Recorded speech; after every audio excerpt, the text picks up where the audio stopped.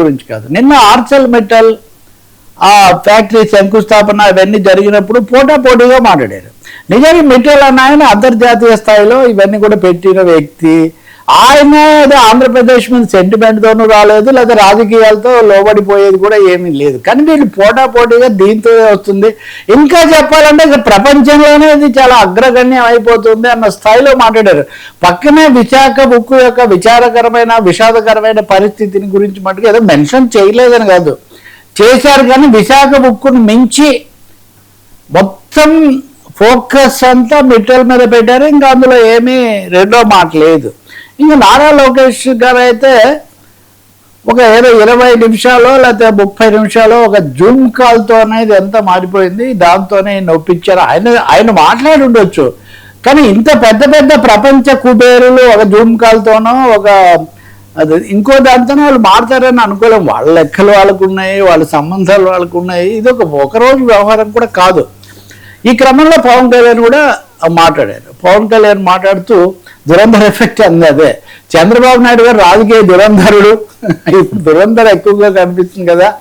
ఆయన ఉన్నందువల్ల గతంలో ఇక్కడి నుంచి వెళ్ళిపోయిన పెట్టుబడులు పరిశ్రమలన్నీ కూడా తిరిగి వస్తున్నాయి అని పొగిడారు. మళ్ళీ చంద్రబాబు నాయుడు ఇస్తారమ్మ ఆయన మళ్ళీ సహజంగా పొగుతారు కదా. మధ్యలో వంగల్పూడి అనిత ఉన్నారు.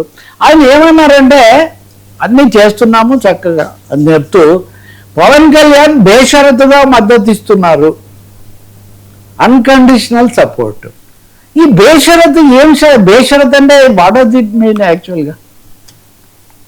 అది ఒక ఉప ముఖ్యమంత్రికి పెట్టే షరతు ఏమీ లేదు రాజ్యాంగ పరంగా లేదా ప్రభుత్వ పరంగా.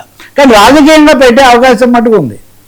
అంటే మీరు ఏం చేసినా కానీ మేము మద్దతు తెలుపుతాం అనేది ఒకటి. రెండవది అందరి బుర్రలో ప్రముఖంగా ఉంది లోకేష్ అక్కడ ప్రమోషన్లో. ఇప్పుడు లోకేష్ అక్కడ అంత ముఖ్యంగా సీనియర్ నాయకులతో పాటు కనిపించడము, మిత్తలు కూడా ఆయన వీళ్ళందరినీ కూడా కంగ్రాచులేట్ చేయడం, ఇవన్నీ మనం చూసినప్పుడు ఖచ్చితంగా అందరి బుర్రలో ఏదైతే ఉందో లోకేష్ నాయకత్వాన్ని కూడా పవన్ కళ్యాణ్ ఆమోదించారు, దానికి కూడా సిద్ధమైనారు. 15 ఏళ్ళు అంటున్నప్పుడు ఈ 5 ఏళ్లలోనే లోకేష్ వస్తాడని అందరు చెప్తుంటే 15 ఏళ్ళు మేము కొనసాగుతామని ఆయన చెప్తున్నారంటే బేషరతుగా మేము మద్దతు ఇస్తున్నామని చెప్పినట్టే కదా. కాబట్టి